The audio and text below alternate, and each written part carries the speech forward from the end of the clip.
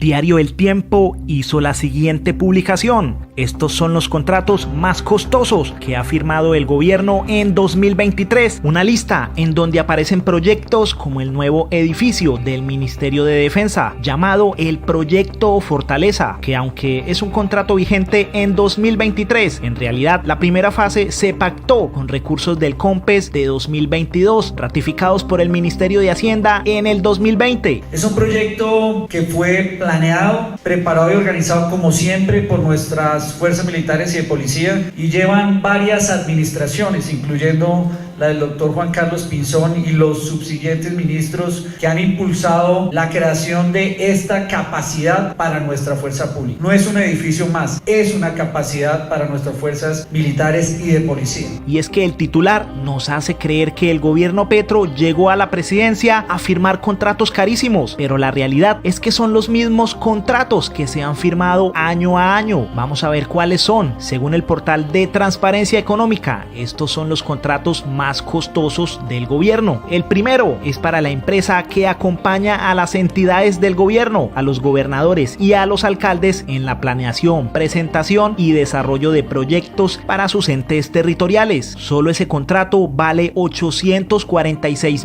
millones. Este mismo se había firmado años anteriores. El segundo es un contrato con Fiduciaria de Occidente por 647.000 millones. También se había firmado antes. Uno tercero con el Banco de la República por más de 474.000 millones. Contratos firmados también anteriormente. Para la alimentación de los soldados y alumnos del ejército hay un contrato de 360.000 millones. ¿Qué comieron los soldados en 2020-2019 para decir que este es un contrato solo del gobierno Petro? En el área de infraestructura también encontramos grandes contratos como la vía al mar por 286.000 millones, autopistas vía al Pacífico 1 por 224.000 millones o el proyecto Magdalena 2 por 195.000 millones. Estos son algunos de los contratos más grandes del gobierno Petro, pero según el título amarillista, cualquiera creería que fue Petro quien llegó a gastar. Por eso Alejandro Ocampo comentó: me di a la tarea de buscar si El Tiempo había hecho una publicación de los contratos más costosos gobiernos anteriores y nunca antes lo hicieron. No hemos pedido que a nuestro gobierno lo traten con privilegios, pero al menos háganlo de igual manera que trataron a los anteriores. Y es que tampoco encontramos los más costosos en el gobierno Duque, pero sí encontramos algunos de los más indignantes. Por ejemplo, pagamos en el salario del Senado 155.000 millones, casi la mitad de lo que cuesta la alimentación de todos los soldados del país, y la Cámara de Representantes se gasta 234.000 millones. Entre gasto y gasto, entre estos dos nos cuesta más de 945.000 millones. El medio también podría haber hecho noticia con estos contratos del gobierno Duque: un escáner de 98 millones de pesos, 1.500.000 en suscripciones al Espectador, El Tiempo, Portafolio y La República, con destino al despacho del señor ministro de Hacienda. Pero claro, como es un contrato para El Tiempo, pues esto no es noticia para ellos. Pues el abogado Pascual Gaviria le contestó esto al representante: peligrosa mirada sobre los medios, supone que deben tener información estándar, imponer pautas de cubrimiento. Distintos gobiernos imponen distinta agenda informativa. A este señor no le gusta que se publique información pública, le parece injusto. Cosa que Ocampo respondió: peligroso pedir imparcialidad, que nos traten sin sesgos y evitar desavenencias entre el gobierno, la ciudadanía y la prensa. Peligroso buscar que exista equilibrio, paz y tranquilidad entre todos y que juntos, por encima de las diferencias, saquemos este país adelante. Apreciado Pascual, como dirían que dijo Voltaire, pero que al final no dijo: estoy en desacuerdo con lo que dices, pero defenderé hasta la muerte tu derecho a decirlo.